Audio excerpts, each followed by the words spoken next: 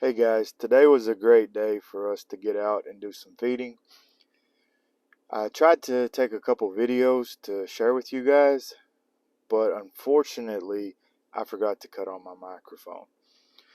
So I'm going to attempt to do a voiceover here and hope that it works out.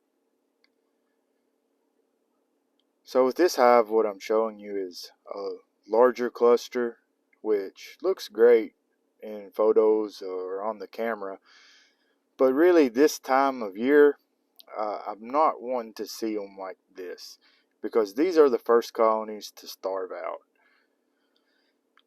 We have some colder weather coming up in March and the end of this month, and it's not quite time for them to be at this level, in my opinion, or for what I like to see. But these are here. This yard, I only had to feed a few of the hives on the end and a couple scattered throughout here. Most of these still had more winter stores than I wanted to see them have. For me, I like for them to consume most of their winter stores before I start feeding. I don't want them congesting that open comb that I need them to be laying in with feed. So I really try to balance it out. And it can be a balancing act between starvation and feeding and having the right amount of open comb. It's definitely a balancing act. So this colony, it has a lot of bees. They're burning through their winter stores pretty well. As you can see in the frame that I'm looking at, they have a pretty good section of winter stores still on the end. And they had a fair amount of brood as well in all stages. Open brood, sealed brood. And they're overall looking pretty good, pretty healthy.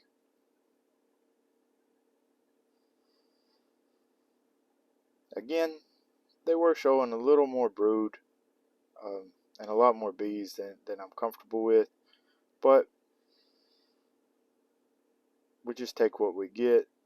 These are probably not a colony that I'll be selecting out of for my breeding program because I do like to have more frugal bees, more pollen and nectar flow sensitive bees. I don't do migratory work. All my bee yards are stationary and permanent.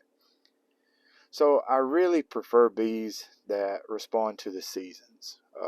Those are the kind of bees that I want to sell to my customers. Bees that are going to do well for them throughout the seasons and live well for them. So here I'm showing a nice little brood frame for this time of year. Good patch of sealed brood, open brood, and plenty of food stores around it. And the bees were bringing in a ton of pollen today. I noticed a good bit of dandelion and lots of henbit as well. So lots of orange and red.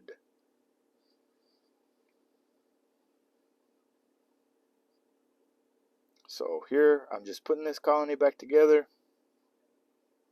Maybe give it a little bit of feed and it's good to go. So these late winter checks, I'm really not looking for a whole lot. On the larger colonies or colonies with more bees, I'll check and see how much brood I'm dealing with, and I also spot check as I go through to try to get a good idea of what my average brood frame count is right now.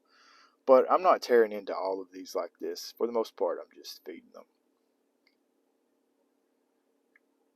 Another interesting thing I was wanting to show you guys with this is this little nucleus colony that I'm getting into.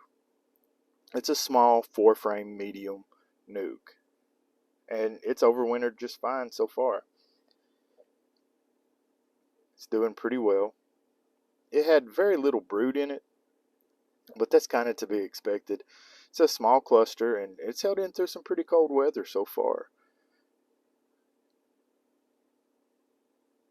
Not just in our part of Tennessee, or my part rather, in West Tennessee, but really across the state. You can do quite a bit with nucleus colonies. I was just talking to my buddy Shane Mullins back in Southwest Virginia, which is very close to the Tennessee border on the eastern side. And he was talking to me about some 5-frame medium nucleuses that he had make it just fine through the winter so far. He was pretty pleased with them. So with the right balance of bees, comb, and food stores, you can do pretty good with the small nukes. This one in particular, it really wasn't purposeful. It was a leftover mating nuke, and I decided to just leave it alone and see how it would do instead of combining it in. And looks like it's going to work out.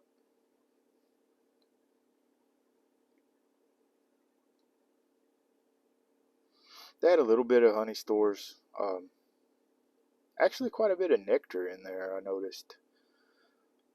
Very little open brood. I didn't see any cap brood in there, but again, it's small and they're waiting their time out to really get going. I really like the resource style hives. I use a lot of them. You'll see a lot of them in my bee yards. They work out well for me. Here I'm showing you my feed setup. This setup is kind of new to me, but similar. I've always used this Dadant feed pump. It's an older style Dadant feed pump, and it does a great job. I just started using the IBC tote because I recently got the flatbed. It's helped me to stay a lot cleaner feeding. So basically I have just a 50-foot hose running off my pump with a gas nozzle style, and I slide my lids back just a little bit to insert it. So that's it for this video, guys. I hope you saw some interesting things, or at least enjoyed the video. And if you have any comments for me, let me know, and I'll catch you guys around.